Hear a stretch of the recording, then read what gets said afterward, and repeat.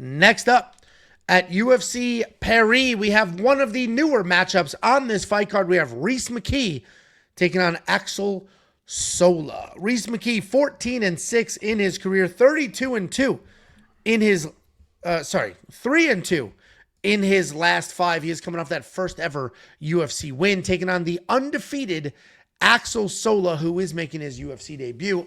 On short notice, we'll talk about Axel. He's a young French prospect. He is getting his first crack at the big show. Solid boxer, clean jab. He has an interesting stance with low hands, but he does throw incredibly hard. The big show, I get it. Hey, congratulations. One of my favorite TikTok things is girls that wear... Oh, now you want to talk about it. That like dress and their boyfriends and husbands just film them and do the big show. Oh, you love, so that's your type of pornography, is degrading pornography. You like that freaky shit? They all laugh. Everybody laughs. Everybody has a good time. What?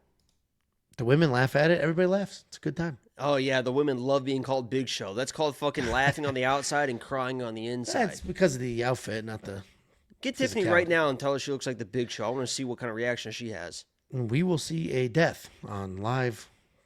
No, but all the other girl, I mean, respect women, man. She doesn't have the same sense of humor as other women. Just fucking, you should respect women. You should. Speaking of respecting women, the Jonas brother lookalike Axel Sola, nice little prospect coming in here. And if he does win with that French accent and those looks, the UFC is going to push the absolute shit out of him. Takedown defense is pretty decent. If it does fail him, he's got a good enough submission defense to stay safe and then work his way up. He has evolved his game plan. He's added offensive takedowns as well and isn't only leaning on the striking. And he's very, very explosive. Taking on Rhys McKee. Long, lean striker. He is accurate. He's got good speed. He's got good power. He does a really good job piecing people up on the outside and then rushing in when he sees his openings. He typically will try to avoid the grappling, but he does have solid cage control. He is coming off that first UFC win after a stretch of about 265 losses over 5 years. Axel is a 155-pounder. He is stepping up on short notice. He's not small, but he's not a 170-pounder.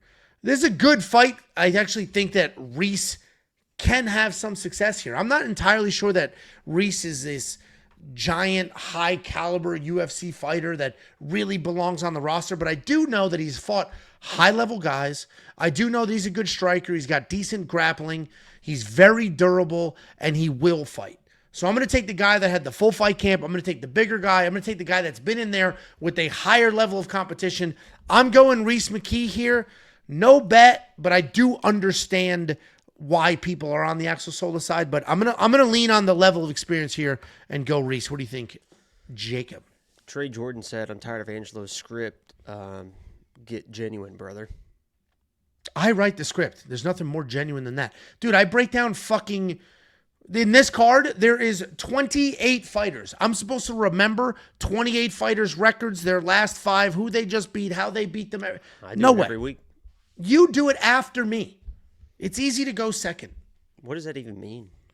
I do all the talking, and then you pop in, talk about your penis and your tattoos and whatever else. Which one do you think? The early bird gets the worm, or the second mouse gets the cheese? What's the deal here, buddy? The cheesy pale mouse has the easier breakdown to do. Excuse me. Say that again. I want to hear it come off your tongue one more time. The cheesy pale mouse has the easier fight breakdown because he goes second. That's what I thought. Boom. All right. Well, I mean, he picked Rhys McKee. I don't know his logic. And he was just going to make some logic up on the spot because it's easier to go second than it is to go first. He's picking Rhys McKee. He recognizes how durable Rhys McKee is. I have also picked Rhys McKee. I don't know when he's coming back, so here he is. Welcome back, Jacob. Who do you think wins this fight? Is it my turn? Did you even do your breakdown? Oh, you did, didn't you? Because somebody made fun of your script. Yeah, I like Rhys McKee here. Listen, Axel is he's probably going to be the faster guy. Rhys McKee is not overly fast. Like I think Sam Patterson is faster than this guy, but he does fight long at the end of his jabs and stuff like that. Axel's going to come in, be the faster guy. I don't think he's going to get the wrestling. He wants to get to the wrestling. I don't think he's going to get to the wrestling. These tall guys are tough to take down. If you don't get them out in the open, the second they get to the cage, it's hard to get underneath for the singles. It's hard to get underneath for the doubles. You got to try to do these trips. He's going to be a hard guy to take down. And at range, Axel, in his defense, just kind of goes straight back. There's no real head movement. And like I said, kind of with like the Trey Waters thing, like he's used to just coming back and dropping his hands. Axel the same way, comes back on the center line. I think eventually Rhys McKee with that power at length. He doesn't really have the speed inside, but anything that's going to hit you on that right at the end of his reach is going to fucking hurt. And I could see him finding one of those in late first into the second round as Axel tries to come in, faster guy, push the pace, all that stuff. Rhys is going to be there. He's showing he's a durable guy when he's not fighting Imavov, and I think he's able to land something to hurt this guy. So I'm on Rhys McKee, and feel good about it because he's, like you said, not short notice. I think he's going to be the better striker, and Axel's not going to be able to get the takedowns. If he can't get the takedowns, I think he's in trouble. Well, and if Axel has early success with the takedowns, I can't imagine that'll last over 15 minutes. Rhys is durable, short notice. Rhys's takedown defense is solid, especially because he's long. And let's say Axel's having success striking because he is fast and he hits hard. Rhys, we saw in the Cheaty fight, has no problem pushing against the cage, holding there to slow that pace. Yeah. So I like Rhys. We're both on the Rhys McKee side. $7,700 in DraftKings Fantasy.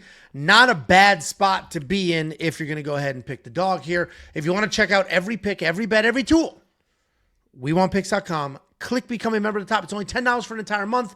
You will unlock this card, Noche UFC, UFC Perth, and UFC 320 will be in your timeline. Guys, I don't have $10. Cancer. Not anymore. Why are they saying that? Because it's funny because somebody's like weight. He lost. I lost 25 pounds in the last 3 weeks, but I think it's fine. It's funny because the next comment was, bro, he just shaved, which is entirely true. Yeah. I wish all I had taken to do was shave, and then people were like, you look so skinny. Just start smoking cigarettes, and you'll fucking drop 25 pounds in a month. Dude, the cigarettes are amazing. I started doing the pouches, man. I did my first real. What? You gotta have that burn, man. That initial burn that you haven't felt in so long. That fucking. I did a big boy lip. Oh god, especially when they're menthols and it just fucking feels like you just froze your lungs and you're just like, oh god, and just fucking hit your fucking fingertips and you're just like, oh. That would be amazing. Tonight.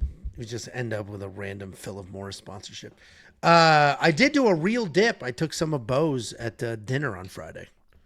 Jesus. But I was terrified I was going to swallow it, so it wasn't very comfortable. It tastes so much better than a pouch, though. It's not even close. So much better than a pouch. But I was terrified I was going to swallow it. So. Smoke a cigarette. When's the last time you smoked a cigarette? I smoked a cigarette once in high school because the cool hot chick was standing outside smoking. And I was like, can I get one? She's like, you want one? I was like, yeah. So I grabbed it and I was holding it. The last time you smoked a cigarette was fucking high school? Yeah, and I held it like this. You're such a fucking pussy, dude. I tried to light it like this, like not in my mouth. God, dude. And then she never grabbed actually smoked a cigarette? She lit it. No, and then I coughed like a motherfucker. Oh my God, dude. How have you not ever once smoked a cigarette? I grew up in a smoking household and found it wretched and disgusting. Oh my God, dude. My grandpa smoked fucking Camel non-filters when we would go to the golf course. If it was raining, the windows stayed fucking up on his little Ford Festiva, and he would fucking rip fucking Camel non-filters. The whole car would be full of cigarette smoke, and I would fucking inhale so much to try to see if I could blow out the fucking smoke myself. So I'd be in there going... fucking like 8 years old, Camel non-filters, fucking secondhand smoke going... so I could go... and see if I could fucking blow it out. That's what I was doing at 8 years old, you fucking pussy. Mine and coal. I was in those mines 16 hours a day, 10 years old. Yeah, that was the basement. My mom would smoke at the table and just ash at the table. She had her own little smoking room where she'd sit on Pal Talk all night long singing her Italian songs and shit. We didn't sit around as a Wasn't family a fan of smoking. And eat dinner. Maybe that's why you crave cigarettes right now.